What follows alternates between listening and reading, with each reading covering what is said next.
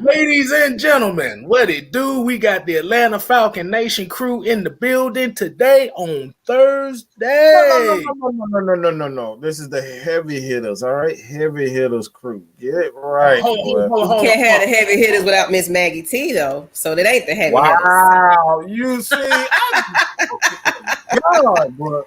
Anime, goddamn it. I'm chilling tonight. I'm in producer mode, so I'm gonna be in the back. So holla at y'all. Well, okay, let me go ahead and reiterate that. This is the heavy hitters. Thank you, sir. On a Thursday night. The hitters, the heavy hitters, the heavy hitters. Yes, sir. This your boy. I'm just Kstlyz, the sixth man. To my left, you know him as the calm before the storm, the voice of reason, Mr. Jew Talk Sports. What it do, homie? And of course, as y'all know, at the bottom here, we have the man you love to hate and the man you hate to love. The mad scientist, the Matt Ryan lover, Mr. Mad Mike Sports. What it do, fellas? How we doing this evening? Feeling good, dog. 1 week away from the draft. Officially 1 week away from the NFL draft. Oh, man. And yeah, I know that's right. And hopefully I won't be on dial-up tonight. Hopefully I got this straightened up. Hey, me too. Are you joking? Me too. Exactly. Hopefully that's right. So yes, this is kind of an impromptu show tonight we got going on. We just want to talk about a few things. But before we do, you know how we do it on a heavy hitter show. We got to shout out the people in the chat already ready. Like I said, we got the nation in the building. We got Atlanta Nation in the building. We got John Kelly. What's going on? Michael Walker, Nathan, Eric McDowell Jr., Delfinito. Make sure I say that right. What's going on, homie? We got Jamari Williams. We got Joseph Thornton, Millie Mills in the building. Tony Wright, YMOF Jamal. We're gonna say the rest of them later. We got to get to a couple of these topics. Mike, you want to go ahead and bless us with how we're gonna present to them tonight? What we talking about? I'm about to bust their ass with just something controversial that they just don't want to hear. Let's just go ahead and say this.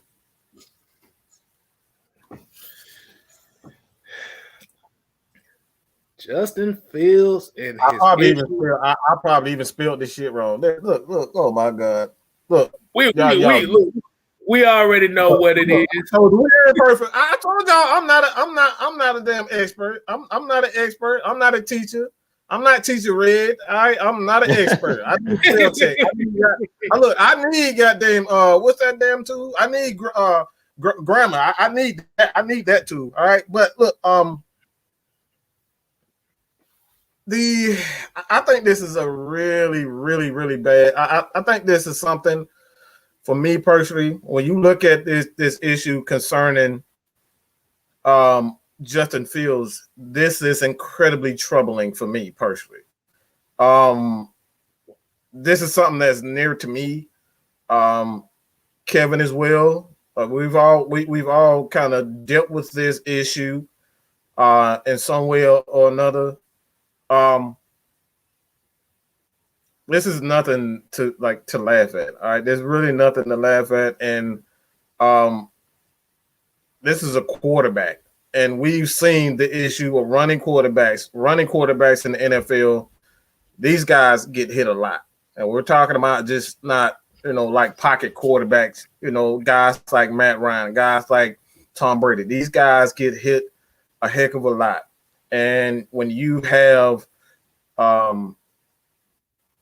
players like Luke Kuechly retiring because of head injuries, John Abraham ultimately retired because of his concussion issues, and he's having issues outside of football right now that is deeply troubling him.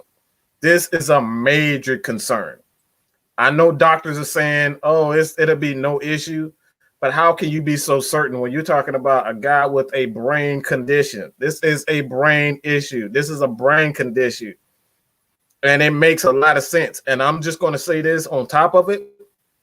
And this is one of the reasons why you got to be careful about what you say about certain coaches and certain organizations, because these are the things that comes out later, and you wonder, like, you get upset about why they didn't treat Justin Fields a certain way, why he didn't get the job, why he didn't, this is probably one of the main reasons why Kirby Smart was uncomfortable with having him starting at Georgia. This is a major concern. This is the issue that they kept from us. They kept this vital information away from us. So you got a quarterback that's getting hit in the head constantly and hit constantly. I don't know how he's gonna, rebound from these types, because he hasn't had a lot of time. This is last season he didn't, start. I think he's had one full season at quarterback, and that was his junior year, I believe. Might have been his sophomore year, but that was his first year last season. Not this past season, but last season. It was his first full season as a quarterback. He's only had one full season at quarterback. So the question I have for you guys, KSTYLZ and Jude, how bad, is this a major concern for you guys? Because for me personally, like I said, I think this is a major, major red flag, and this cannot be ignored.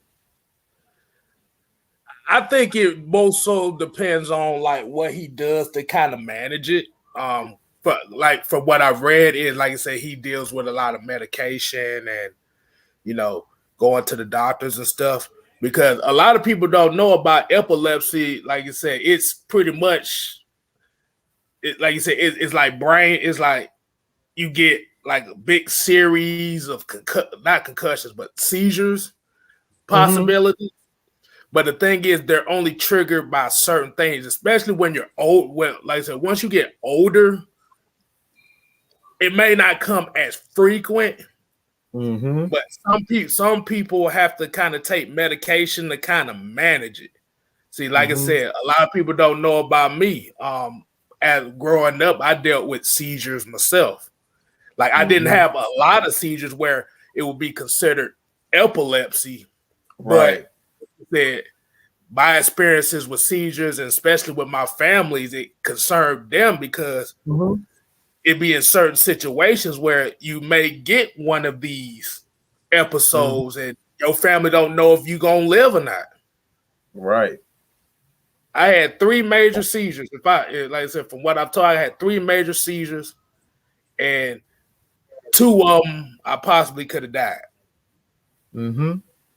So, but I wouldn't say, like I said, the only thing I would say be concerning, you as the coaches and as the organization for whoever drafts him is definitely going to have to monitor him and make sure that he has the right doctors to help him get treatment. And like Miss Maggie T, like her son, he gets seizures like crazy too. Like I said, he got the epilepsy. So that it's this is not a laughing matter. And I know a lot of people will watch us and we talk about how Justin Fields is not, Falcons ain't gonna get him, and we don't do it. But like I said, we're not talking about that. We're talking about something that is serious, that's beyond football. That's beyond football.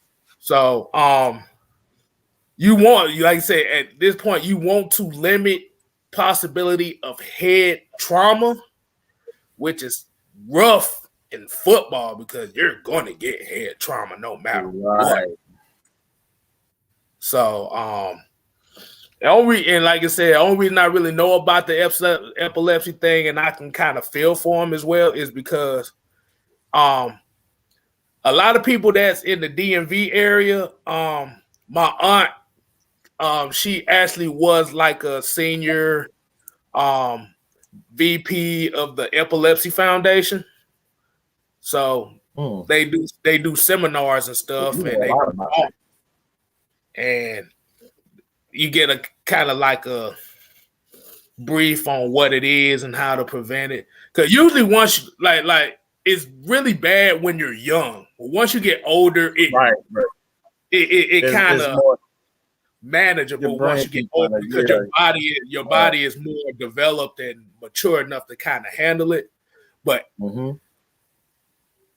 at any time, it can come up just like that. And like you said, stress, heat, emotional damage, and all that stuff can trigger it real bad. So just as long as he has the right people around him, especially in the NFL, that can help him maintain it, I think he'll be all right.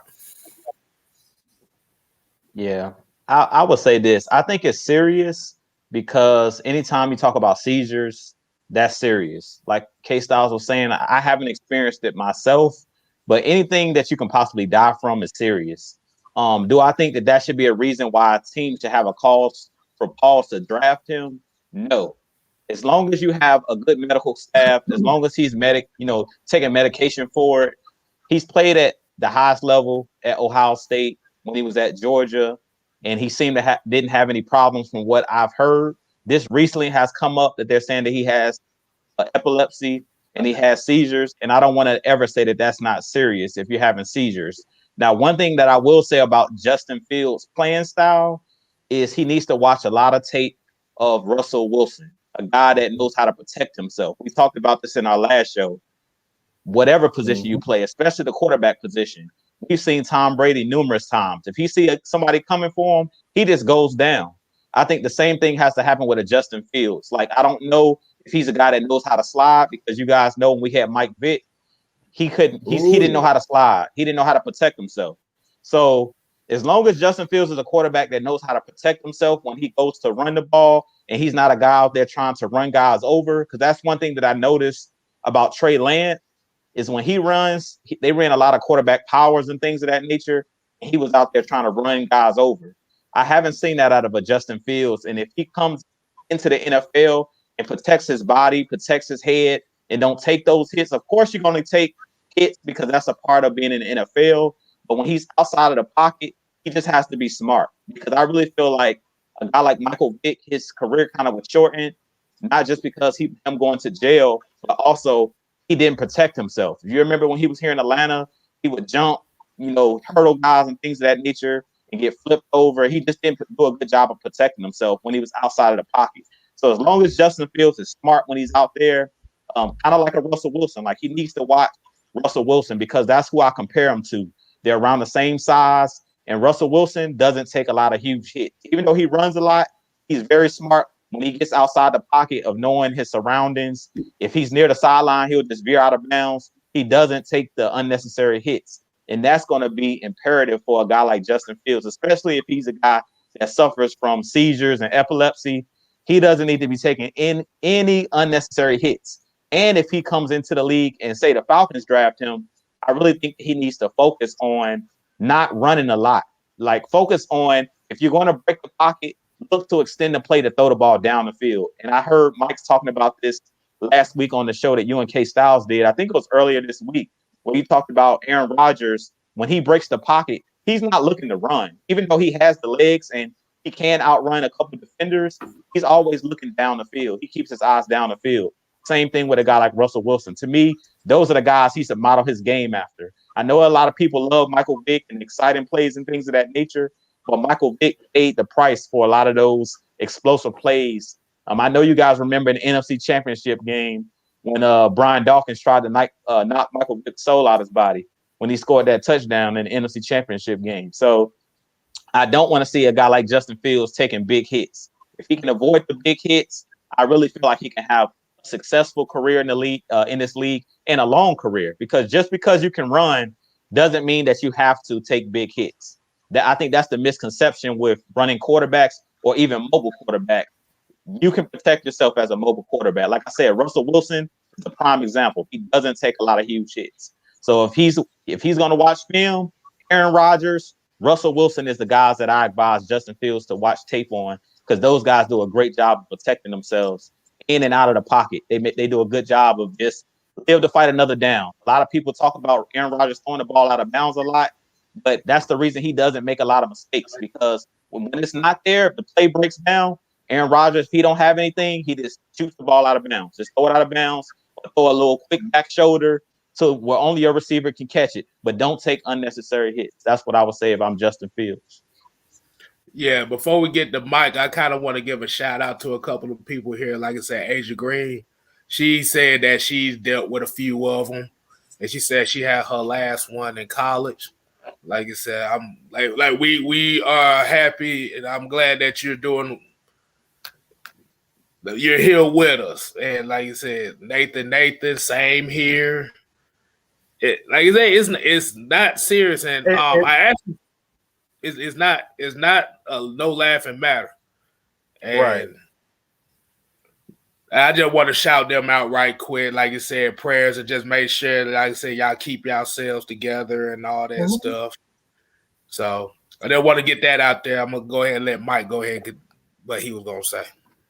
Well, like I said, I've dealt with it myself. I've always been told, like, it's something that you definitely, it's not a death sentence. You know what I'm saying? Like, you can't do this, you can't do that. Like, I want to make that clear.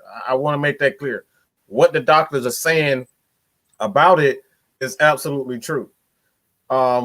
It's something you have to take your health serious, and not just for epilepsy. This is just, you have to take your health serious with anything, high blood pressure, diabetes, like whatever it is. Take your body and your health seriously. So that's the thing, doing things that you shouldn't be doing because it's bad for your health, that type of thing.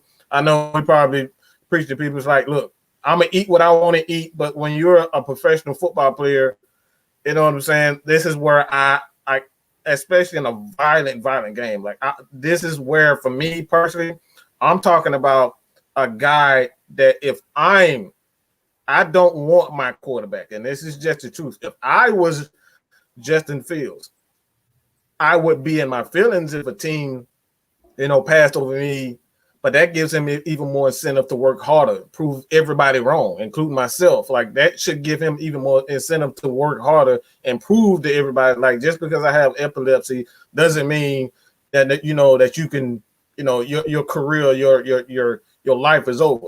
That's not the case. But if I'm Arthur Blank, if I'm Rich McKay, this is my personal opinion, I'm not drafting a guy when he has a serious health issue. I'm not doing it. We're talking about CTE. We're talking about head trauma, constant head trauma. Quarterbacks constantly get hit. Those whiplashes, that's another sign of a whiplash. You get hit enough, that's trauma to your neck. Your neck is, your neck is a vital part. Like Peyton Manning ultimately retired because of a neck injury. You know what I'm saying? Like, this is a real issue. We see, like Maggie and I, we talk about this all the time. We see what it's doing to Johnny Abraham. We saw it the whole summer. The man was in tears because CTE is a major problem. We just heard, Terrence Mathis talk about this the last show when he was talking about Chris Chandler. He was a tough son of a gun, but life outside of football, like, he's struggling. And he's struggling mightily. I don't want this for Justin Fields. Okay? But with that being said, I still think you can get at least 7 good years out of him without it, affecting him outside of career. Like, outside of football, that's what I'm thinking about personally. If you want to take a chance on him, you think he can be a quarterback for the next 5 to 7 years, then I draft him. But there has to be a plan in place for a guy like Justin Fields. You cannot afford to draft him and think he's going to have a long career like like a guy like Tom Brady, Drew Brees, Matt Ryan, because this is a serious head injury and this is trauma. You know what I'm saying? And quarterbacks, like I said, quarterbacks get hit a lot of times, like not just sacks. We just see the sacks. Russell Wilson got sacked almost. He almost got hit like 800 times in the last, 8 years or so. That's a lot of hits. A lot of hits. You know what I'm saying? So like that's my thing. Can I add something? Yes, ma'am. Go right ahead. I'm hiding my face today, but anyway. Basically, I'm just gonna say that, to be honest, I think it was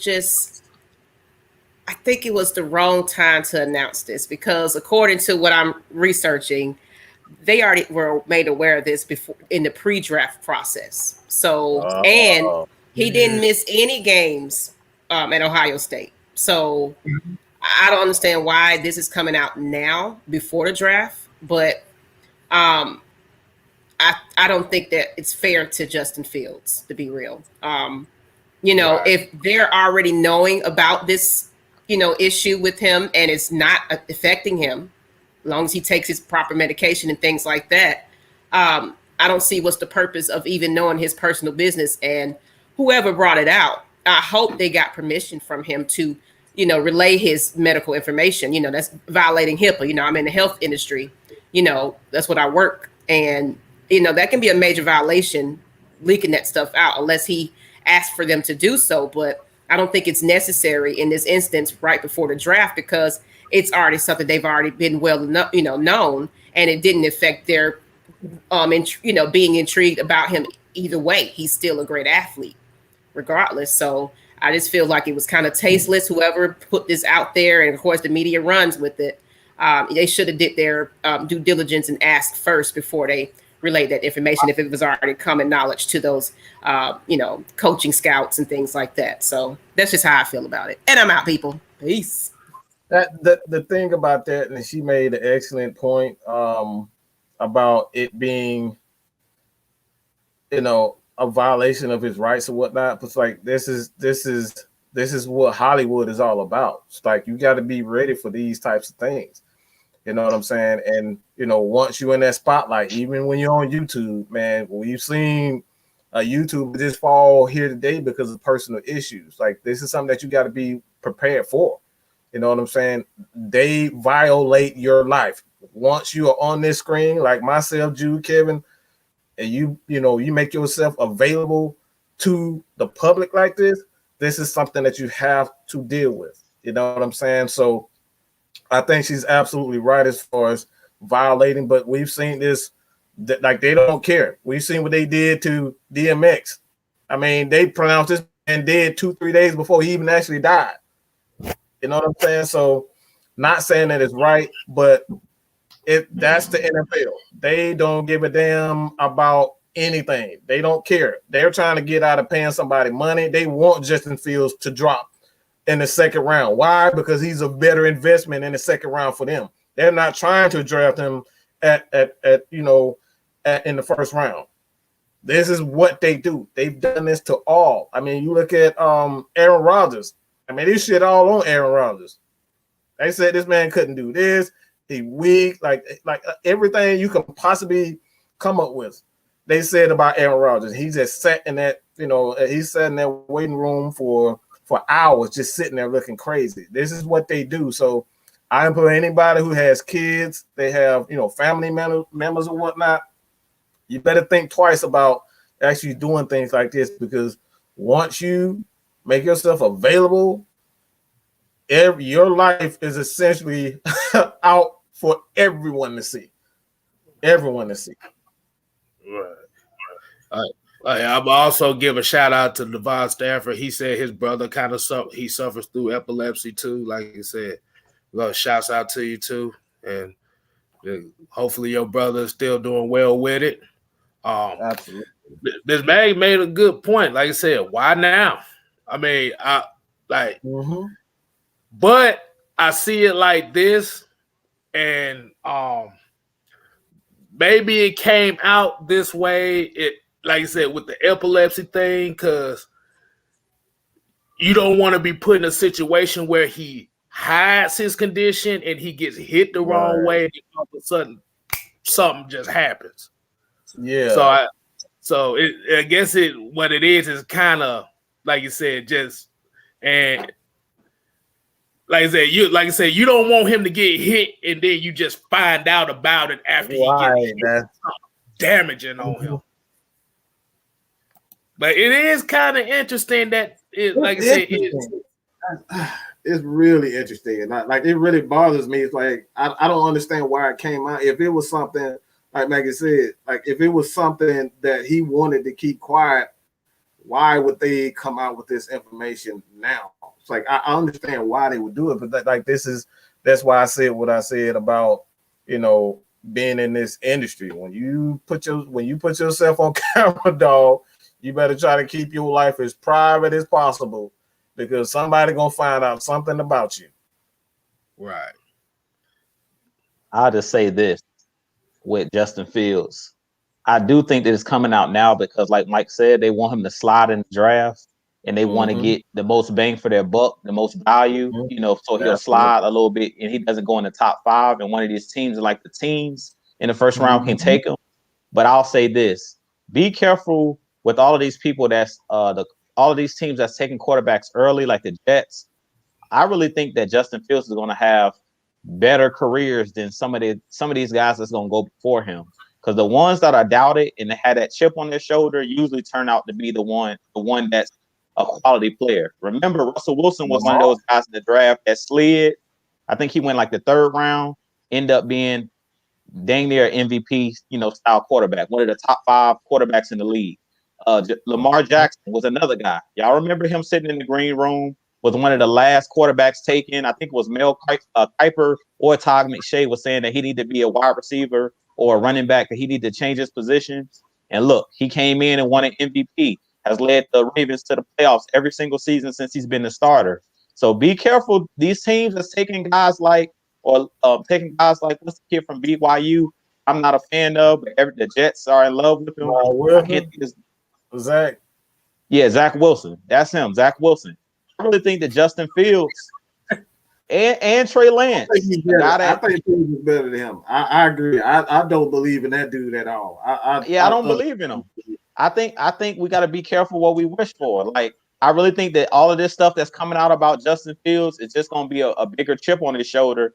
And I really think that he's going to work hard to prove everybody wrong. Yeah, so very dangerous. Go ahead, Kstlyz. Zach Wilson. What have I been saying for the last 3 or 4 months about Zach Wilson? It's something off about this motherfucker that I don't trust. And then I turn on my phone today. I watched a clip on YouTube. I guess it was on ESPN or whatever the hell channel it was. Do you know that they said that a couple executives done compared Zach Wilson to Patrick Mahomes? What? Yes. It was anonymous, so we don't know who the hell executives we talking about. You know why they always anonymous, right? Because when they wrong, they don't want us to know who said it. They don't want to know when they wrong. It's always an anonymous source. An anonymous GM says, "Man, don't give me this. He's pretty good. Like compared to who? He's playing the independents. He's an independent. They choose their competition. Come on, get out of with that mess, man." See, the thing about Zach Wilson, and this is the issue, and we're going to get back to the Justin Fields thing. I just wanted to get the Zach Wilson thing out. Yeah. The thing about the Zach Wilson thing, there was actually some scouting reports about Zach Wilson. Is the one thing about him is he is a big risk taker. He's not consistent as far as making the right throw. What I mean by making the right throw, I'm talking about planting and throwing. Like, he likes to gamble on certain throws. Like, he tried to play the NFL street style. So Yeah, like I said, Zach was. I don't. No, I'm not sold on him. And if he gets drafted to the Jets, his career is over because they ain't got shit. But like I said, just to end off on the Justin Fields thing, like I said, we gonna get more reports on how all this is coming up and stuff. But what we talk about as far as Justin Fields is just on the football side. But like I said, if he slides because of a health issue like this, I'm not gonna say don't. I'm gonna just say it like this: it may be a blessing in disguise for him if he slides because he'll get put in a better situation. And that's what I've always said. Like, I don't have an issue with the Falcons drafting Justin Fields. I have an issue with the Falcons drafting Justin Fields at 4. I want the best value for this team. I don't want to take a quarterback where you sitting up here, you're already paying Matt Ryan and the dead cap hit for him is $65 million, then 40-something million next year. And then you can't cut Matt Ryan, and then you got Justin Fields sitting for 3-4 years waiting on Matt Ryan to retire, and then you only get 1 year to really see if he's worth it.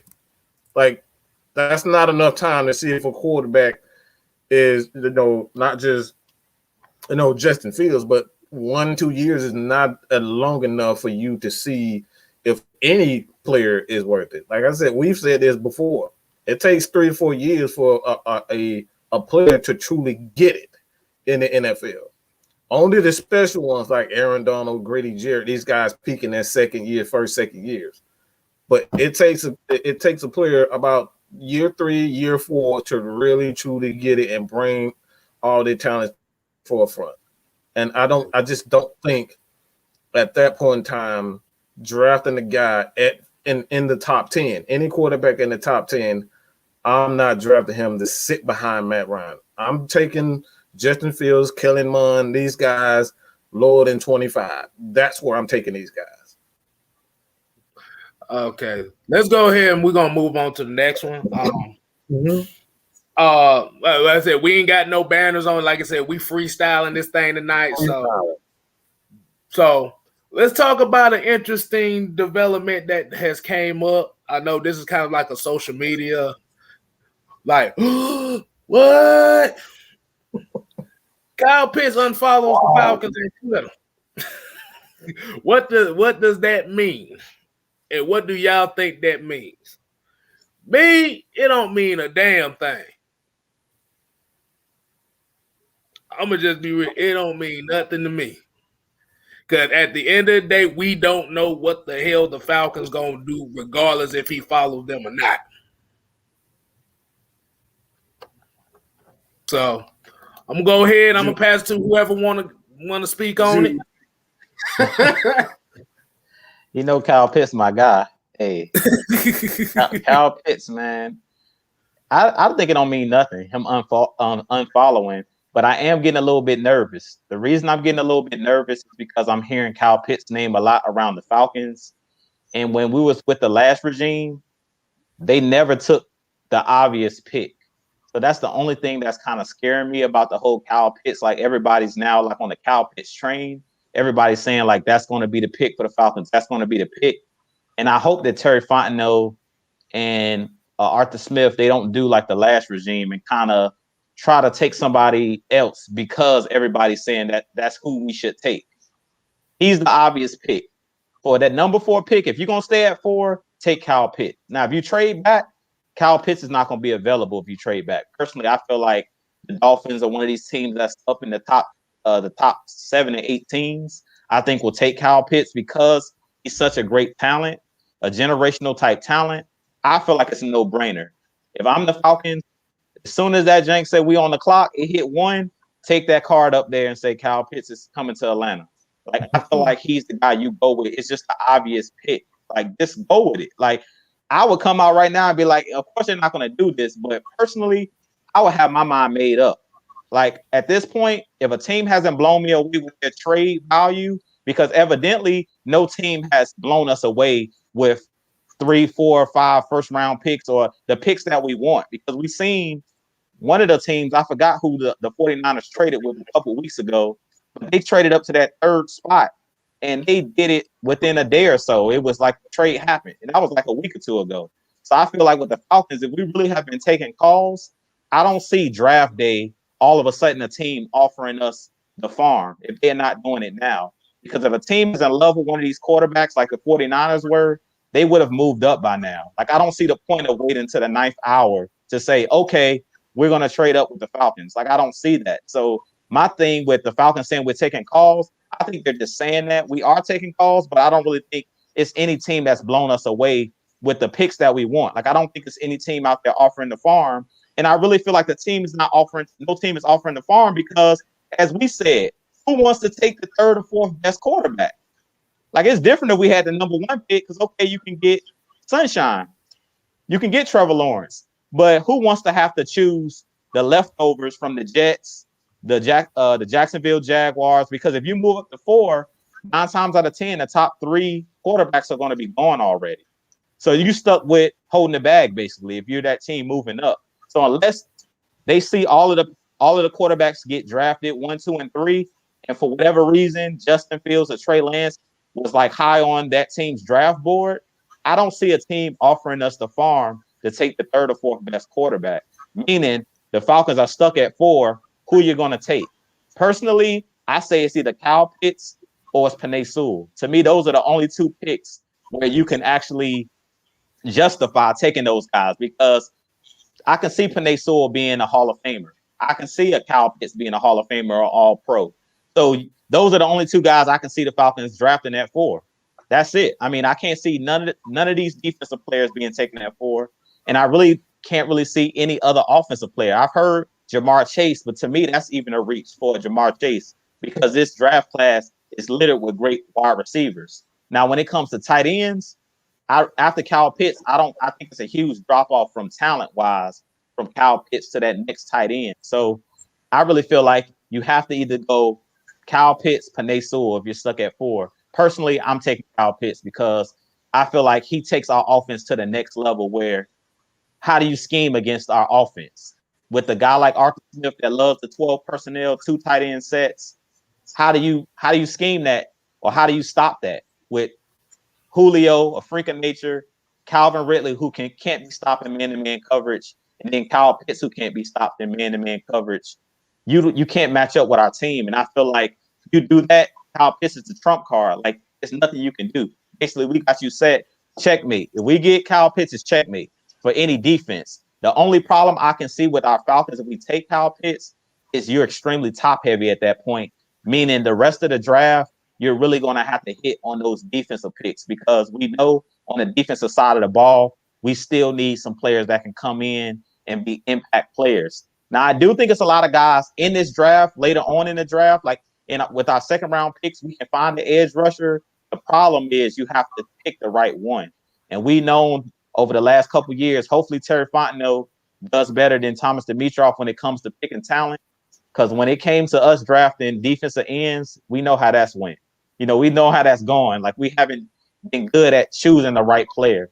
I hope that whoever we take at that edge position, we have better luck than we've had in the past. And I will leave it at that. Hold on, I'm gonna have to down this right quick. Hey man, I'll say this. I honestly, I've thought about it over and over and over again. At this point, I honestly think it all comes down to scheme. Because again, I was doing film work, and one thing that I found out when I look at Arthur, and I like to go back and look at the coaches and look at the play call and the personnel that they use. And one thing that that stood out to me a lot, it really didn't matter which it really didn't matter which formation that he was using, like he lined up in. One thing that he always did, he always attacked the middle of the field with his tight ends. If he wanted to create space with his receivers, get the ball deep, he always lined the tight end outside.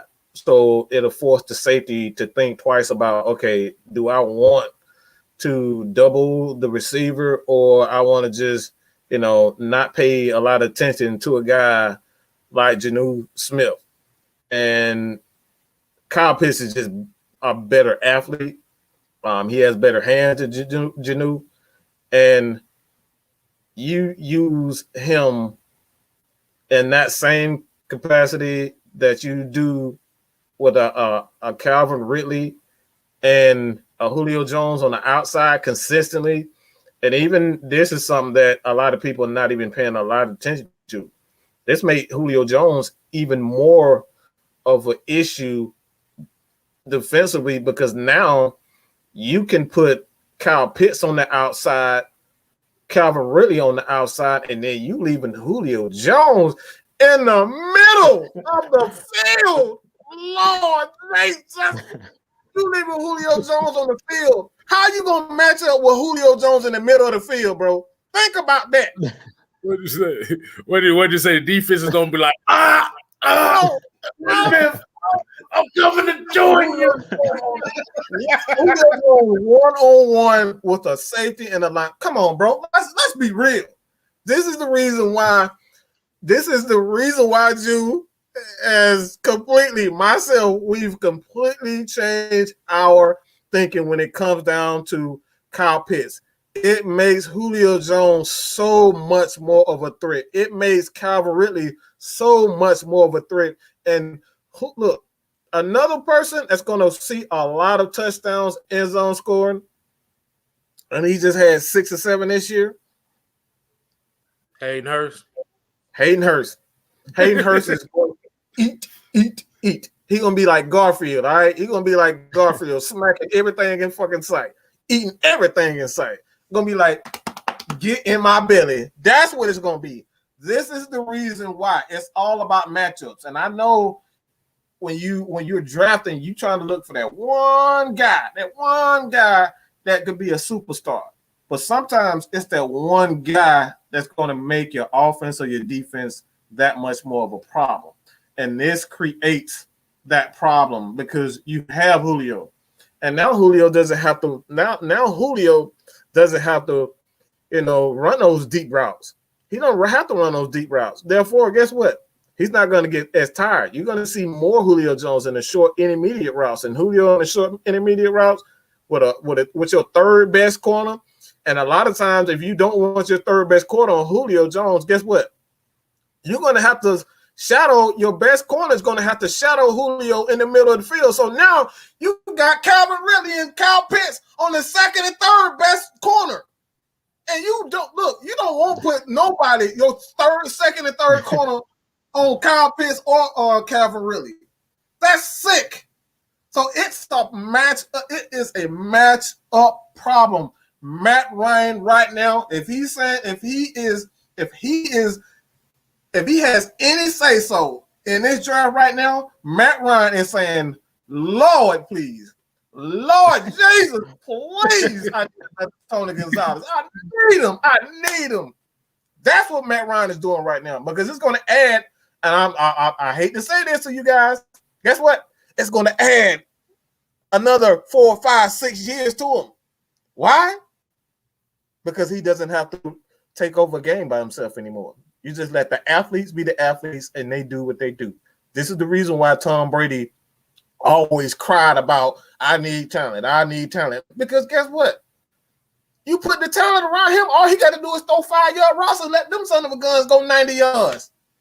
That's it. Yeah, because I'm thinking, because I know the reports kind of came out too, and they saying that the Falcons are asking for too much for that 4th pick. Like you said, you have to. That's a top 5 pick. I mean, you think you trying to buy a house with some Skittles, bro? It ain't gonna work. All right, come on, man. They should. You're not supposed to. But yeah, that's the kind of prime, like you said, that's kind of the prime position. Like if nobody's gonna trade with you for that 4th pick, you get the best value at that pick. Now, we could say the fourth quarterback or whatever leftovers Juice said about the quarterback at 4. Like I said, that's a good proposition, but you're not going to get the best value because that quarterback is not going to play right away. See, if you want the best value, you want somebody to start immediately if you're going to pick at 4. So that's what people are talking about as far as having value. You want guys to play immediately. It's just simple as that can go, man. As simple as that, man. It's really simple as that. So we want to open up these this Q&A, man. Y'all got some questions for us. This is the Q&A session. And good God. Look, I just want to expand on just a little bit more as far as like, you know, the report that the Falcons have you know, asking for 2 months. It's like, why is that a problem? Like, that's what you have all, like, you at this point, you got teams like Chicago, you got teams like Denver. These guys want to win. And I said this over and over again. We gotta pay close attention to the money trail. The money trail. These owners just lost over $100 million just because of COVID. They are not trying to sit back and rebuild because we want to see it. They're not trying. They're trying to win. They're trying to get the best receiver. They're trying to get the best everything. They're trying to get the next star. These guys just lost a lot of money. You know, not just in the NFL. They have business outside. So they're trying to recoup all that money that they lost. So they're not trying to hear that crap. They're not trying to hit. That's why you see guys like, you know, teams like San Francisco moving up in the draft because they want to recoup that money that they lost. So let's not, you know, let's not pay too. We can't ignore how much money is a factor. It is a factor. Justin Fields, just because you draft a Justin Fields or a Trey Lance doesn't equal money opportunities. If we're not winning, guess what? We ain't making no money, and y'all ain't damn sure ain't coming to the game. Y'all barely want to come to the game. We in the playoffs, so y'all damn sure ain't coming to the game when we losing. That ain't happening. Right. But I wanted to shout out fan of Atlanta 365 earlier. He was talking about he appreciate the channel, and like I said, he watching us. So like I said, shouts out to you. Appreciate the love. I know I didn't say it, but I'm on it now, so we good. So, like I said, this pretty much gonna be the Q&A portion of it now. Like you said, we pretty much got what we wanted to talk out. So now this portion is y'all's, and I've already seen a couple questions, and I'm gonna start with fan of ATL 365. He said, "Which quarterback would you bring in for the Falcons?" And I'm gonna start with this one. If by looking at all the prospects that they have right here, I will have to go with Jamie Newman. But before I get to that, it seemed like we got a $5 super chat. $5 super chat from Blackheart. He said, even if we're asking too much, try and cut a deal. We're supposed to aim high on our side. You got to for that fourth pick. Like I said, the value of that fourth pick, and it's dependent. And I think what the reason is because the teams that want to get in that spot are coming from them late teens to 30s. That's who want that spot.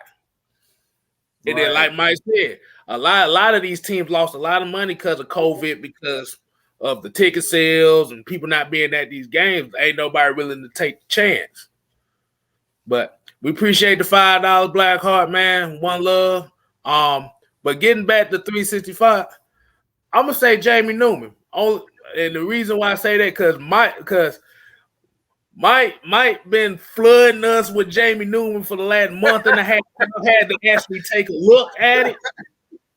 I had to take a look at him, and you have to look, and especially for a guy that you can get in the fourth round, he has the Justin Fields style as far as being a quarterback, because he has the running and ability he do too. Like I said, the one good thing about it is you're not gonna have to pay that much money for him. And like I said, even if you develop him, it's not even if you develop him, it's not going to cost you. Right. So once he comes in and you have the belief in him, see now the pressure's not on him because he doesn't have to have that tag as a 4th overall pick. Right. And that's the one aspect that we don't talk about as well is some folks that get picked that high might, like I said, there's a lot of expectations when you're getting picked that high, in regards of what position you play. So if you want your bang for your buck for the cheaper, like I said, I say Jamie Newman. Like I said, I like Kellen Mond as well, but I think out of those two, I think the sleeper might be Jamie Newman. I totally agree. This is I like what I look at is how, again, I never look at, everybody look at prospect. Like my way of scouting players is completely different from most people. I don't look at a player and say, okay, this guy can run fast, this guy can, do this well and do that. Like I look at the coaching. I look at the coaching, how he calls plays, the quarterback, the receivers, what they can do. You put him together. Like that's what I look at. And what I see with Jamie Newman is a guy that already, when you look at his, I went to Vanderbilt, when you look at him and how he threw the deep ball, he threw an amazing deep ball. Just go back and look at his throws. His deep balls were almost always on the money.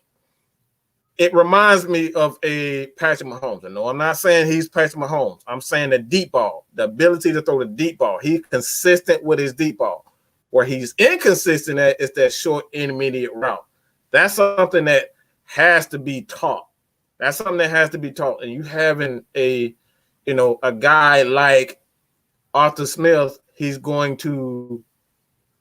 You see what he did with not Mariota, but Braveheart. Ryan Tannehill. But you see what he did with Ryan Tannehill. Ryan Tannehill had a similar issues. He was through a great deep ball, but his short intermediate routes, they were extremely lacking. But with the running game, the play calling, using his legs, getting him out of the pocket, so he can make easier throws for him. And you pair that with a good offensive line is pretty much going to open up the holes in the running game for him. Like that's something that you can work well with. And you have a defensive coordinator, and this is something that I keep saying, is that you have a defensive coordinator. His job is to get after the quarterback. And why am I bringing this up? Because if you have a guy like Arthur Smith who's going to focus on game management, that's his job. It's to score a touchdown and run the ball and run the clock out when necessary. If you look at Tennessee, that's how they won a lot of games. It wasn't pretty. It was very effective with it. They will bore your ass to sleep. All you will see is Derrick Henry running the ball again, throwing the ball to their tight ends, scoring touchdowns. That's all it. It was not pretty. So you pair that with a defensive coordinator that wants to get after the quarterback and wants to be aggressive, that's a perfect marriage. Because now you got the lead, and now you got an offense that can't, you can't, as a defense, you got to take more chances against a guy like Arthur Smith. And you take a chance on a quarterback like Matt Ryan, you take a chance on a quarterback like Matt Ryan sending the blitz. Matt Ryan is one of the best quarterbacks, if not the best quarterback against the blitz. Him and Tom Brady, Drew Brees, you don't want to make a habit out of blitzing those guys. You know what I'm saying? You don't want to make it. You got to make sure that you get home with those guys. And off the time, you got to have a defensive tackle. So if you pair him, Jamie Newman, with a guy like Arthur Smith, who's going to slowly, methodically teach him how to be a quarterback. This was about, even when Aaron Rodgers was a quarterback, you come back, it took him 3 years because he had to learn how to be a thrower. He always had the deep ball, but he had to learn how to develop the inside, the short intermediate routes, when to throw it, when not to throw the ball. Juice said it earlier, when to run out of bounds. He'll run around like Aaron Rodgers. That's what I love so much. And that's why I don't call him a running quarterback. He's not a mobile quarterback at all. He has the ability to run, but he's not a mobile quarterback. He uses his leg to buy time so he can throw the ball and get the ball to it. That's what you can do with a guy like Jamie Newman. Teach him how to slow the game down, even with a Justin Fields. Slow the game down. Teach him how to do that. But it's more bang for a buck with a guy like Jamie Newman because he has those same qualities that Justin Fields, but you're not paying him $20 million to sit on the damn bench to do that. All right. Hey, before we get to Chris White on this one, I'm gonna let you take this next question here that I saw that I want him to kind of chime on. Santana asked, if we take Pitts at 4, who would you want in the second and third round ideally? So for the second round, I think the Falcons should look at taking that guard because I think it's a lot of offensive linemen like Leatherwood out of Alabama is a guy that I've been hearing that's a really good offensive guard in this draft, and I really think that we need to solidify the offensive line. So if we can take a guy, if we don't go with like Sewell with that fourth pick, I think with that second or third round pick, we should go offensive line. I could see us also going safety as well. I'm not too sure because I haven't really been hearing our guy Cisco. We love Andre Cisco out of Syracuse. I think he could be a guy in that second or third round. Even a guy like Richie Grant that we talked about out of UCF, we could possibly go safety, I think, with that second round or third round pick, or we can even go running back because that one question that you had pulled up, Kstlyz, prior to pulling up Santana, when he said what surprises that we might see from the Falcons. If we do trade back, and I know me and Mike hate this, but if we trade back in this first round, don't be surprised if, depending on how far that first round pick, is back. Like if it's in the 20s, don't be surprised to see a Najee Harris in Atlanta. A Najee Harris, Travis Etienne.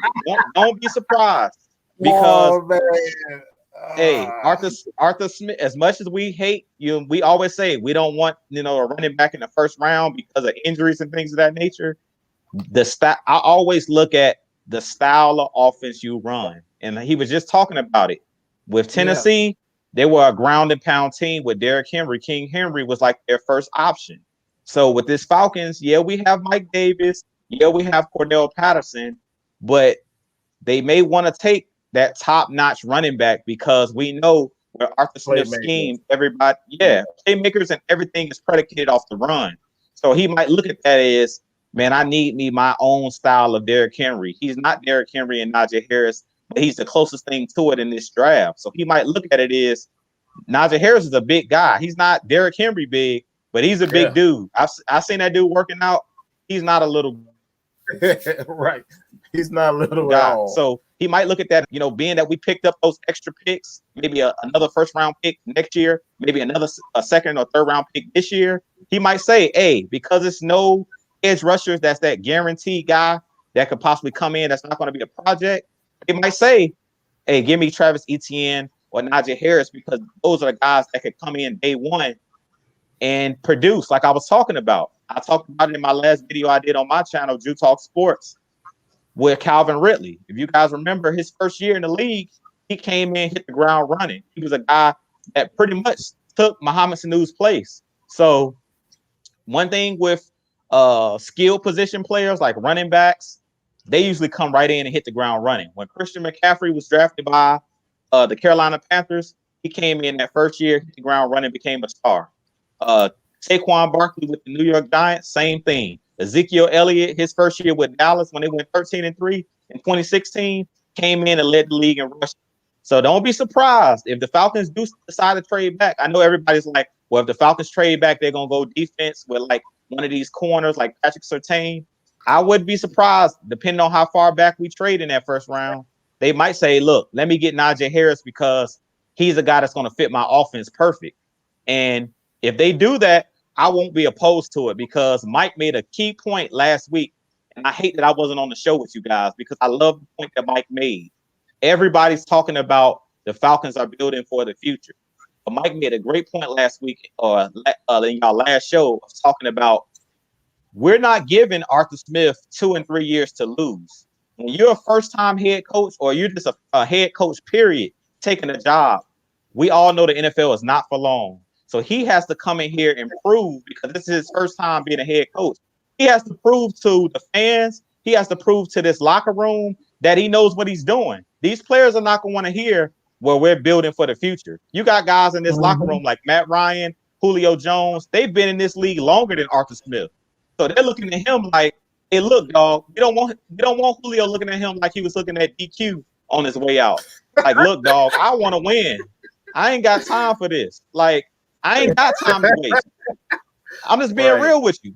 That's one of the things that Lee Smith said coming into Atlanta. He didn't want to play with a rookie quarterback because he says, I don't got time to waste. Lee Smith was getting ready to retire. It's the same thing like Julio. We don't know how long, even though Julio's still playing at a high level, him and Matt Ryan, we really don't know because Julio to me is a different dude. We don't know if Julio wants to play until he's near 40, like Larry Fitzgerald. He keeps talking about, Julio's great. But Julio may say, I'm seeing all this stuff with CTE and things of that nature. I've made enough money in my career. I don't want to play anymore. Look at Calvin Johnson. He left the game early. Look at Barry Sanders.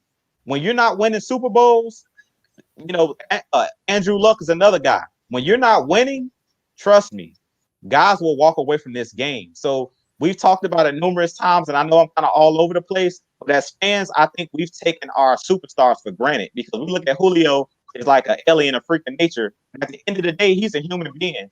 He might decide to walk away from the game, especially if we have another losing season like last year. Guys don't play this game just for the money. Some guys actually play to win and want to win championships.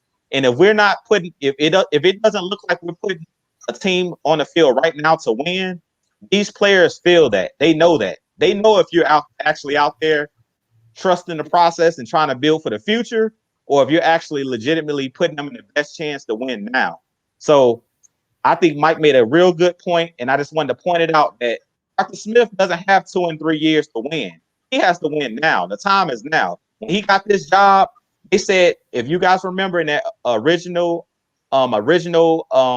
press conference, right after we fired Dan Quinn at the end of the season, or we fired Raheem Morris and those guys, when they talked to Rich McKay and Arthur Blank, they talked about winning now and being able to build for the future. So they didn't just say, we just want to build for later. So all these people that's talking about the quarterback, we got to keep in mind that we have a team now ready-made to win, not just in the future, but right now. And the players that's on this team, like Matt Ryan and Julio Jones, they don't care about tomorrow. They care about right now because they're in their prime right now. This is their chance. Their windows are closing. Yeah, we might have, bring in another quarterback or whatever we decide to do. But at the end of the day, these veteran guys that came to Atlanta, like Ron Harmon and these guys, they want to win right now. Dean Pease, he ain't got too many tomorrows left. Dean Pease came out of retirement, so he's ready to win right now. He's not looking for the future. All right. We're going to go ahead. We're going to get to this $5. Super chat from Mr. King Quest 710. He said, what if the Jags want the 4th for Pitts after getting Lawrence and they give you their 2 first rounds and more picks on that? Would you take that deal?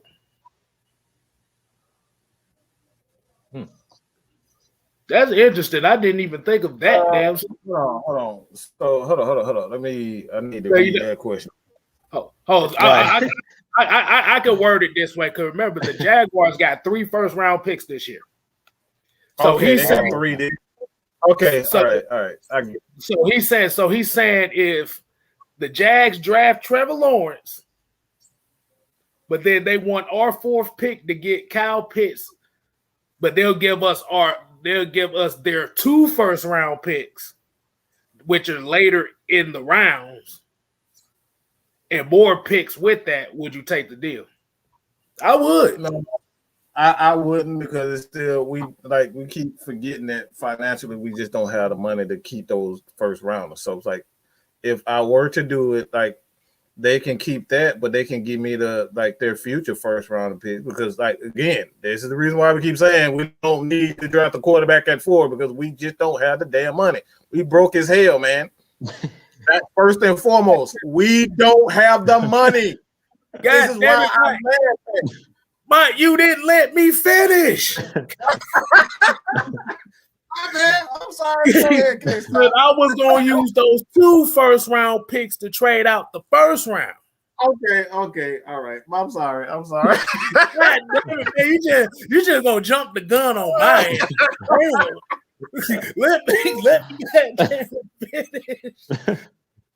But or at least keep one of them and trade the other one out the first round. Yeah, yeah. So, cause like I said, I was gonna kind of get on the question that Ju answered as far as the second round.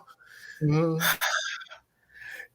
I think I might have found one of my new favorite players in this draft this year, in the second round, and that's Javon Holland out of Oregon. He's just. Like you say, you may say he's small because he's kind of thin, but bro, as a safety, he's one of the best man-to-man coverage safeties in this draft, bro. And that versatility right there is something that intrigues me. And he got the ball skills, so I'm very intrigued by that. Third round, I was just gonna say Quincy Roche out of Miami, because I know Jalen Phillips and Greg Rousseau probably won't be there, but a Quincy Roche or Patrick Jones III, whatever the hell is available there. If not, you get an offensive line. But I just know for second round, I like Javon Holland. But let's see what other questions we got going on here. Damn, Mike, you done threw me off, man. I'm sitting here. Shit. Oh man, hold on. I know a lot of people talking about was it Rashawn Slater? they talk about Kstlyz ready to throw hands.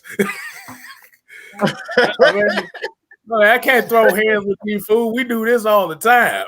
All the time. This is all the time. Y'all just don't see it on the show that often, but we do. Yeah, we assed out broke for real though. Assed out. Talking about like Prince with the assed out pants. That's how broke we are. Right.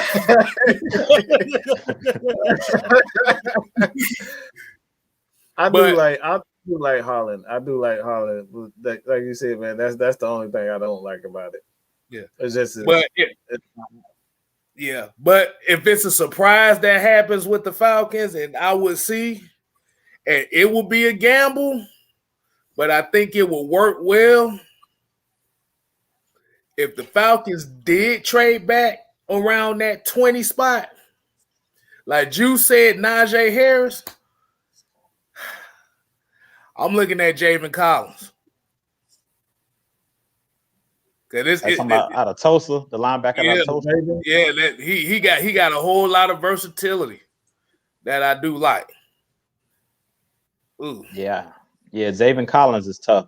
Yeah, he's a guy that can play the edge. He can do a lot of different things. That's why I said it's a lot of linebackers / outside linebackers / defensive ends in this draft that you can go with in the second, third round. Like I've been seeing your guy in a lot of mock drafts for the Falcons, Basham, Boogie Basham.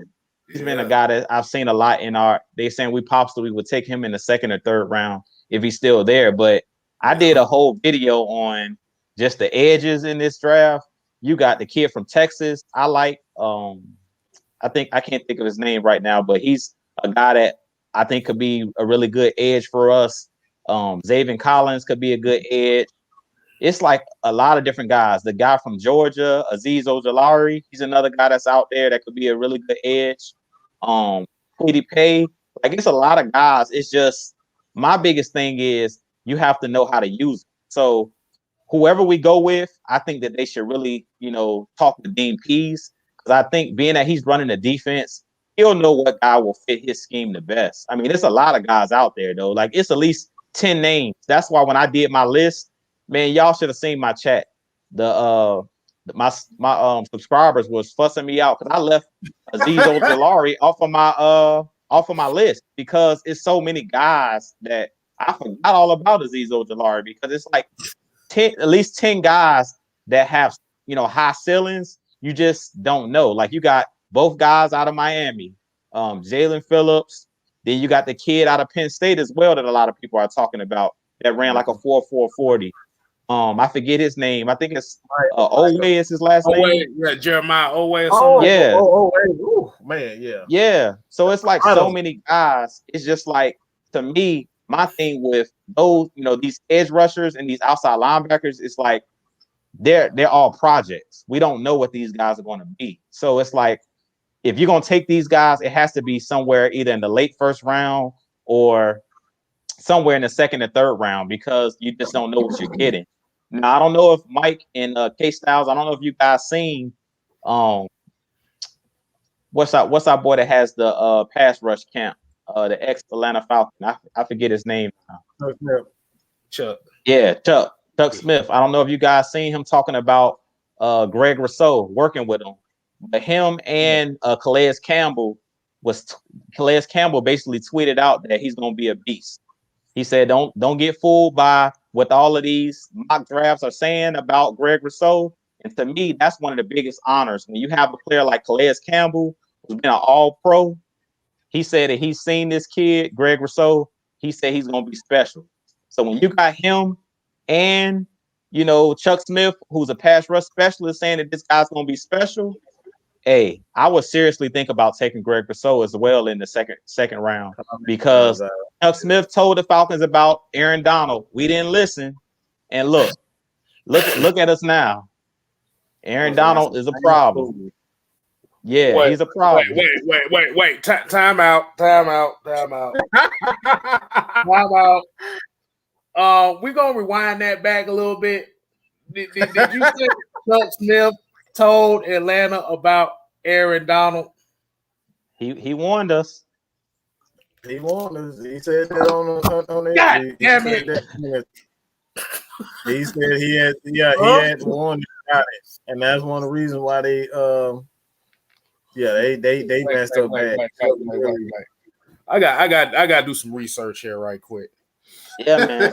I got to do some research right here. Hold on. I'm gonna just say this. 2013. Hold on. No, go ahead, Drew. I'm gonna just say this: when I see guys that are all pros like Kstlyz Campbell, that's the highest respect. When you see guys like that that's still playing in the league at a high level, say that this kid is gonna be special. That he worked out with him, and he says he's gonna be special. 6'7", around the same size as a guy like Kstlyz Campbell.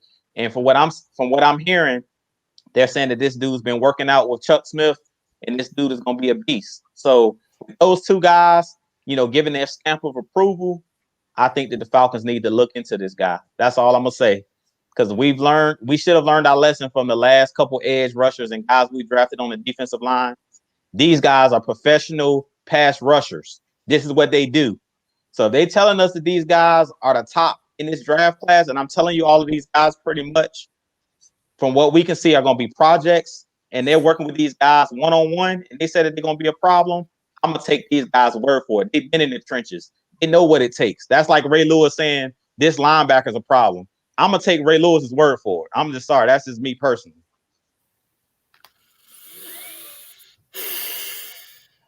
Yeah, I mean, I actually heard about that right when he opted out. That they said he was going to be working with him as soon as he opted out. Because I think I said that about a couple months ago, actually, about him. But hey, if Chuck Smith gives him the stamp of approval, we've learned that yeah, it's gonna be some stuff because, like you said, Aaron Donald, Von Miller, Khalil Mack,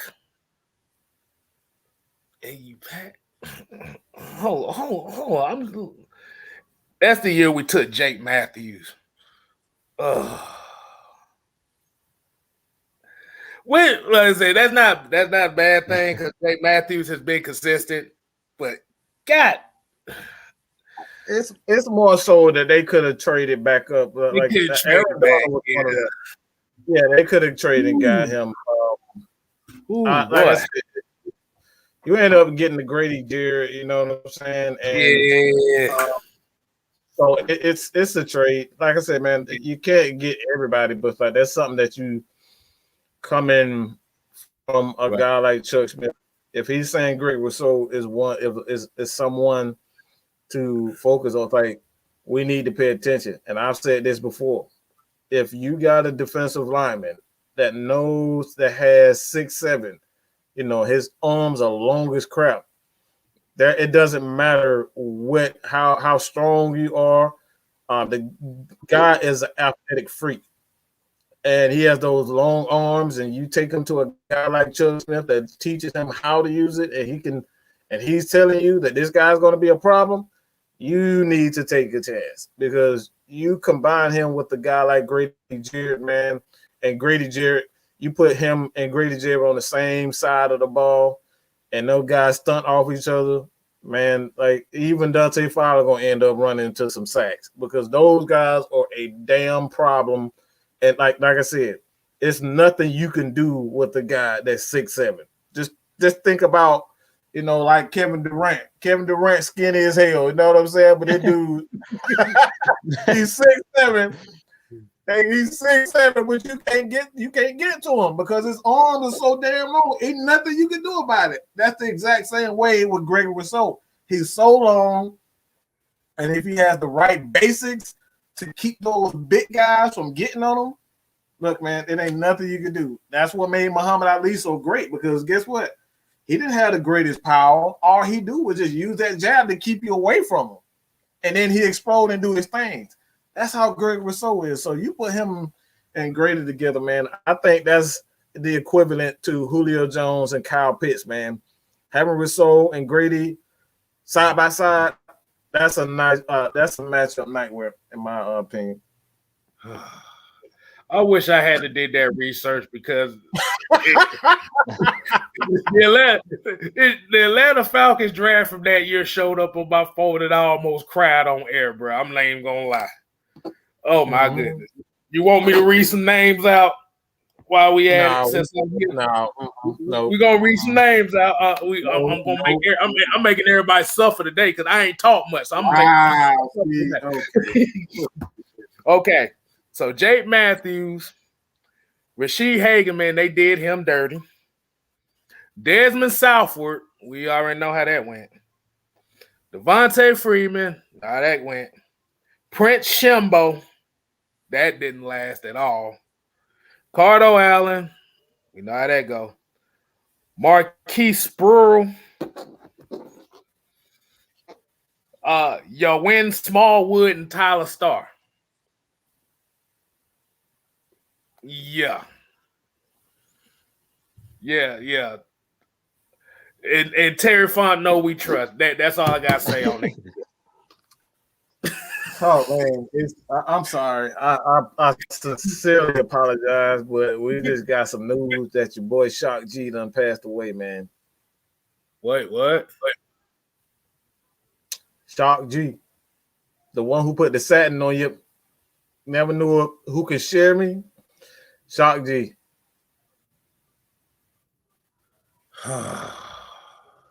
Bro, what is going? I apologize, but that's the news going around that Shock G has passed away, man.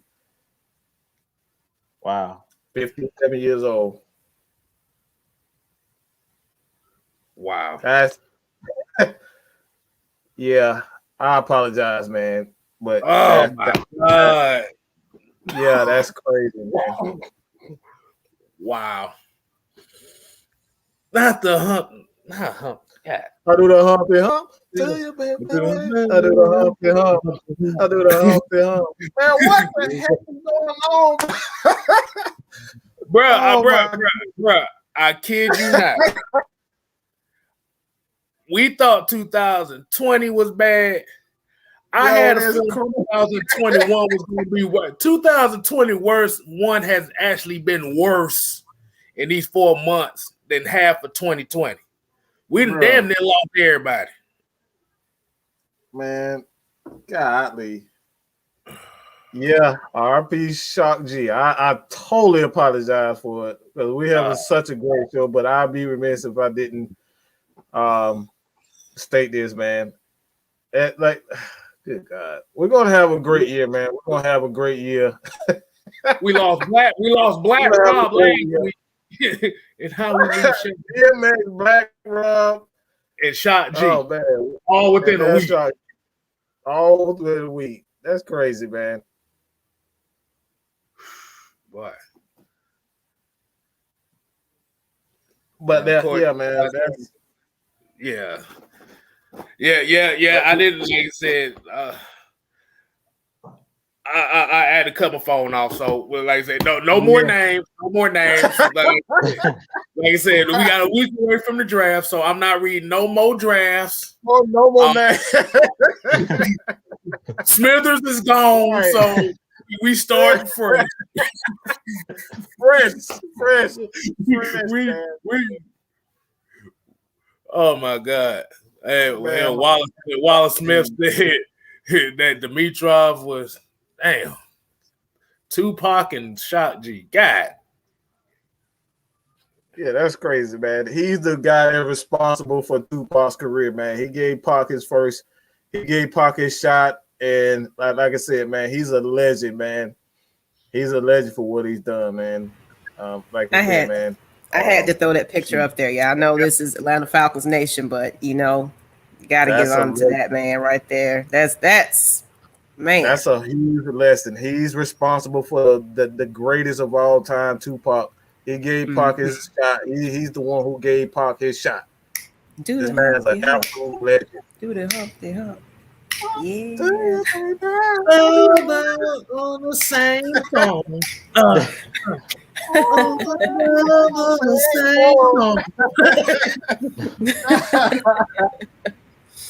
I had to throw it up there, y'all. You know, rest in peace to him, y'all. Dang. Hey, Maggie, make sure you keep a name on the recorded guy. He said somebody need to check out. Make sure you write that down and get that to me. What's that now? Cordy Godden gave me somebody to look at. I want you to write that down for me so I can remember that. Where? Put it on the screen so I can. Here you go. Screenshot it for me. Appreciate you. I got you. Sir. Jonathan Adams from Arkansas State. Yeah, keep it on there real quick because I'm. Okay, yeah. I'm multitasking. I see. Hey, I'm putting up pictures. Yeah, you know, I'm in the back, y'all. I'm in here chilling. Antonio Holloway, like you said, Shot G was the lead rapper of the group Digital Underground. Do it, baby. I do the Humpty Hump. If you see that video and you see the guy with the glasses with the big ass nose, yeah, that shot. Oh my God. I got it, Kstlyz. Okay, appreciate it. Hey, look what V talking about. Baby. Oh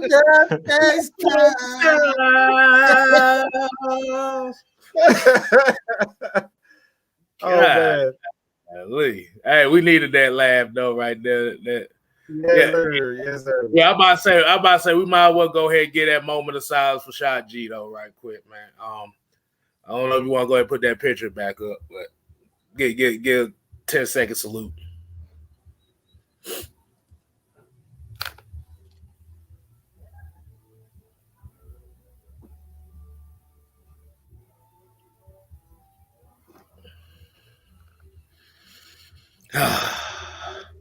All right. Yeah, like I said, rest in power, Shot G, and yeah, that shot me. Yeah, I saw that. Anybody who knows me, man, know I'm a huge Tupac Shakur fan, man. And like I said, if it wasn't for Shock G, there would be no Tupac. There would be absolutely no Pop. And he's like, DMX, man. Those guys, they speak from the heart. It's all about, it's all about empowering, the Black community, just people in general. DMX, Pop, those guys absolutely saw no color. When you look at DMX, man, that man rocked. That man rocks stadiums, fields, black, white. It doesn't matter. Both of those guys, they rock the mic. They rock crowds of all colors. So it's not just a black thing when it comes down to DMX and Pop. That's why it's such a shock for me, because Shock G is responsible for one of the greatest, if not the greatest, rapper of all time. And when we just talking about this, Mike, Def always come in threes for some reason. Yes, ma'am. Always in threes for some reason. And it's hitting the hip hop. Come on. It's hitting the hip hop legends. That's what it's doing. So yeah. So now Tupac, Shock G, and MC Breed now reunited outside this world now. Yeah, that's crazy, man. It's crazy. It's definitely crazy, man. I don't think we should force this show any longer. I apologize, everybody. I don't think we should force this show. So we're gonna get to our 2 points. Let's just get to our 2 points, man. I totally, like I said, I apologize, but like this is what everything that's going on in the world right now. What's her name? Micaiah Brian. Right. I forget the guy's first name. It's just everything that's going on in the world, man. It's we need more positivity. So I want you guys, if you can do me, it's 128 people. Go to Lust Exchange. All right, please just go to Lust Exchange. If you we want to bring focus to empowering and making sure that everybody is in their right mental state, because we all need God in this time. We need help in any way, shape, or form that we can get it. So if you guys can go to Lust Exchange and get, we have some daily motivational that Maggie does. As well, you can find Jew. If you guys are just if you're religious, if you're not religious, and you just need a word of encouragement, just come talk to Jew. Hit us up on Facebook, and we'll put you in the group where you guys can get help and get motivation. All right, so you guys can check us out there, but I don't think we should force this show any longer. This is clearly just a sign, but we all need to continue to take care of our mental, take care of our bodies, our families, our friends, even strangers. We need help in this time. All right, we definitely need help in this time. So check out Lust Exchange. Check out myself, and I don't usually give out my whole government name, but Michael Anthony Linson on Facebook. All right, if you're interested, and Is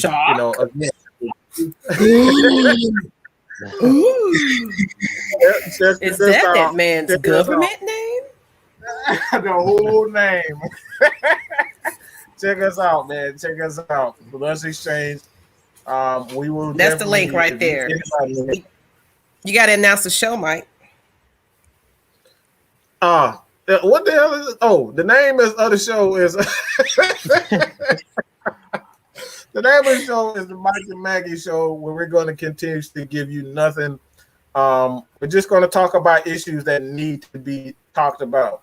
Again, this is where Atlanta Falcons Nation, we're different. We want positivity. We want to make sure everybody, they have at least somewhere to be where they can be encouraged. And we want to be able to provide some type of help for some people that need it. Because like I said, these are trying times and we need help. We need help, and we need someone to talk to and confide in. So that's what we are, man. So y'all want to get in these 2 points? I'll go ahead. Like I said, we appreciate everybody tuning in. Like I said, we just want to throw a little quick something for y'all right quick. Like you said, you follow Mad Mike Sports. Like I said, you make sure you tune in to the Mike and Maggie show, which I'm gonna nickname it Anime and Ike. Which makes sense.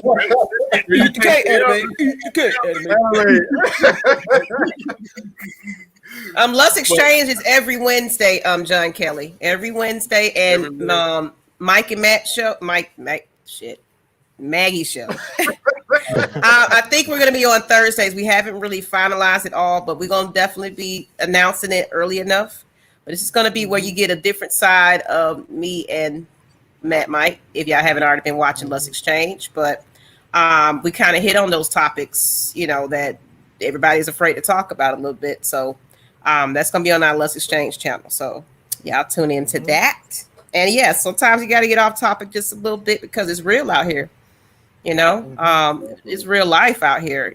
So it's one thing we want at Atlanta Falcons Nation to make sure y'all comfortable with being here watching us. We're gonna pray for you. If you got something going on, put it in the chat because we're a family here. It's not just about hey, subscribe to us and all of this. We're a family and we love you guys for watching us. And we've been watching you guys in the chat for a long time. We're getting to know families. We're getting to know people's medical histories and things like that. We take that seriously. So some people was dealing with COVID. Some people got seizures, like you said, Miss Asia, you know what I'm saying? Absolutely. Sick and everything. I had to kind of miss a show because my son had a seizure and having some surgeries and things like that I'm dealing with ongoing. So that's why I'm kind of on and off right now. So I'm taking care of home. You know what I'm saying? So look, with these deaths out here in this 2021, it's still getting ugly out there. So I just want to make sure that we can bring us together peacefully and watch together our Falcons team. And even if you're not a Falcons fan, just bringing people together as one. You know what I'm saying? I know y'all fight and fuss in the chat. It's all love because we're passionate about our Falcons. But at the end of the day, we respect everybody that's here. You know what I'm saying? And that's all I got to say. Yeah, like that's all love right there at the end of the day. Because like I said, without y'all, there is not Atlanta Falcon Nation. We are the nation. We are the nation. Not of domination, but we just are the nation. We are the nation. Not domination. But yeah, like I said, the 6-man combos is coming back. I don't know what day. I don't know what day I'm gonna do it, so y'all gonna be on the lookout for that. Make sure y'all follow Just KSTYLZ on Instagram and Twitter, and you leave your suggestions for me there. Like I said, I wanna start trying to integrate my social media with what I do here because the social media thing is new to me. So, like I said, if you what. I got one more thing while you said that, because the membership is where you can drop those suggestions, actually. So if you become a member and y'all want to drop a suggestion for Kstlyz, Jew Talk, Matt Mike, if y'all want them to answer something in the video or on the show, that's what their membership is about. So, of course you get, discounts when we start getting some things out there. It's going to be a lot of perks for being that member. You know what I'm saying? So we appreciate y'all. If y'all join that, you get first dibs on questions and anything personal you want to talk about. Sometimes we'll do special lives for just our members. So there's a lot that we'll be doing with that membership. So we appreciate the ones that have already joined Atlanta Falcons Nation. But yeah, that's what you can drop a lot of things for these guys right here if you want things answered, personally from you. Well, dang.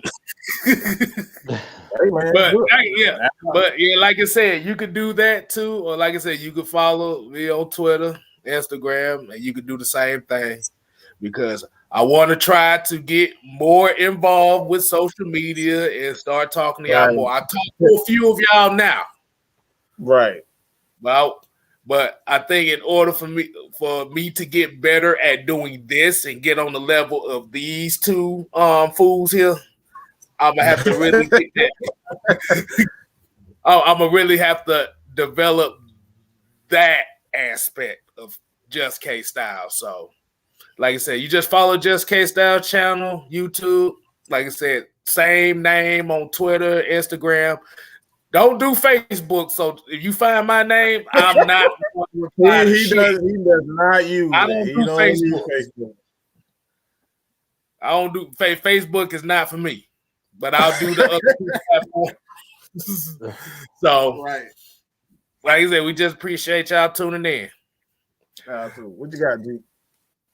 All right, man. This show getting real hot and heavy and serious. So before I start talking about anything, really, I just want to thank everybody for tuning in tonight. Like they said, everybody in the chat, y'all family. On a more serious note, like they were talking about mental health and all of that. You know, we love to talk sports and football and basketball and all of that. It's all, fun and games. But on a more serious note, if you really need help, you can reach out to me and my wife. We have a prayer page on Facebook, Gather Prayer Group. Mike knows about it. You guys definitely can tune in.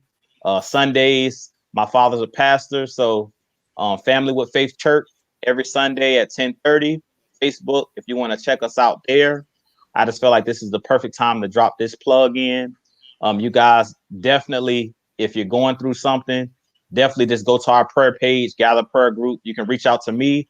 My name, I know you always see Jew Talk Sports, but Julian Red on Facebook, REDD. Last name, first name is JULIAN, Julian. So definitely reach out to me or my wife, Amanda Red. Y'all can reach out to us on Facebook. If you're going through something, you need prayer, definitely go to our Gather Prayer Group.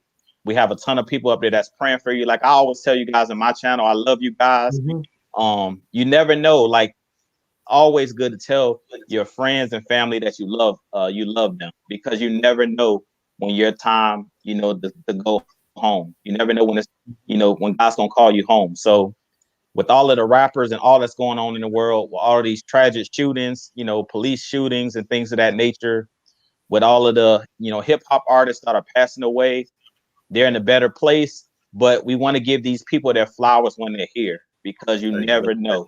So we need to keep all of our loved ones close.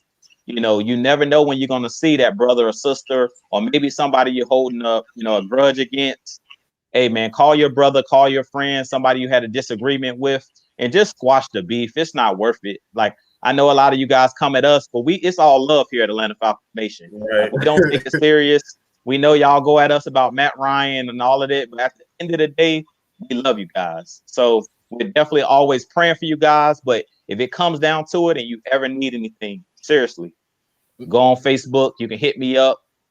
I'm always praying for you guys. I don't even have to know what the situation is if you don't want to get, deep into it.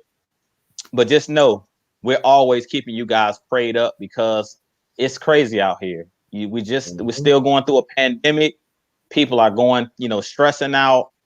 People are been stuck in the house for long periods of time. Loneliness.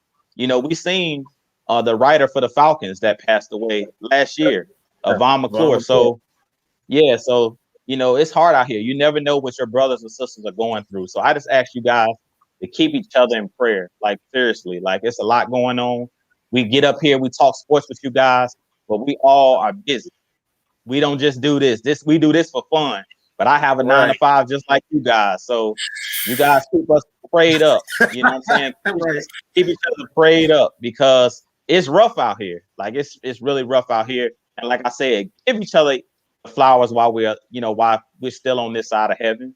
Give all of your family, your friends, even your enemies. Like it's not worth it. It's not worth all of the beef and all the stuff that's going on, because life is too short.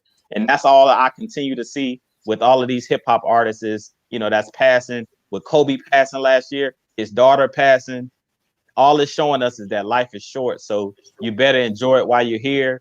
and just continue to show love. That's what Atlanta Falcons Nation is about. Showing love, and I'm gonna leave it at that. I would say one more thing, and I know Eric McDowell just said he loved the shirt. This is a very special shirt for me for a reason. Hold on. Let me turn this son bitch around so you can see why. I already know. Yeah, hold on. So they can see it. They can see it. Hold on. KSTYLZ, boy. I done had this shirt for about. Yeah. Now you know what the K style stand for. KSTYLZ. Yeah.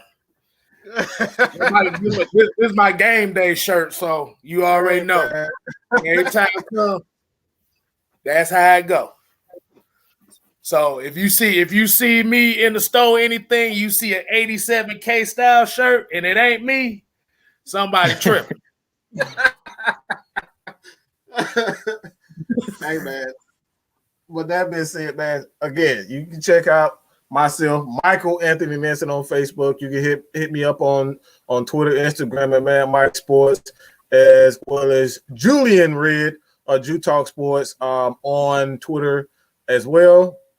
Miss Maggie T, again, if you guys need any help, check out Motivation. We have, I think it's 33 or 34 episodes of Daily Motivational, which is about, just giving you tips on how you can get throughout whatever type of issue. Like we go deep into how we can make your life better. You know what I'm saying? It's like Atlanta Falcons Nation. We're about positivity and uplifting people. And, of course, we clown. We might say some crazy. We might throw some F-bombs every once in a while, but it's still all love, man. So anybody, you don't have to be Atlanta Falcons fans to enjoy what we do here. All right. We're here to answer questions, even if it's about the Saints or Seattle. We are here to answer your questions and be of service to you. That's what Atlanta Falcons Nation. That's why we say we are the nation, not the domination. That being said, man, Kstlyz, they ain't got to go home, but you got to get the hell up out of here.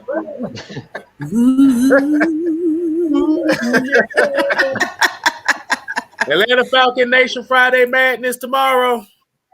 Yes, sir. And 6-man combo Saturday. Oh, don't know what time. Oh, yeah, y'all got the Thursday spot, so I gotta take the Saturday spot. So yeah. Oh, okay.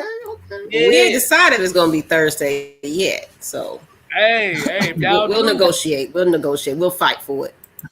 Oh yeah. Just letting everybody know we fight with Monopoly money over here, so we ain't got no real money.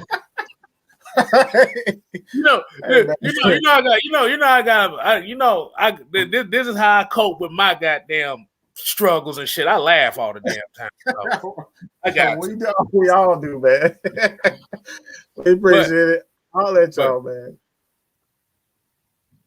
Deuces.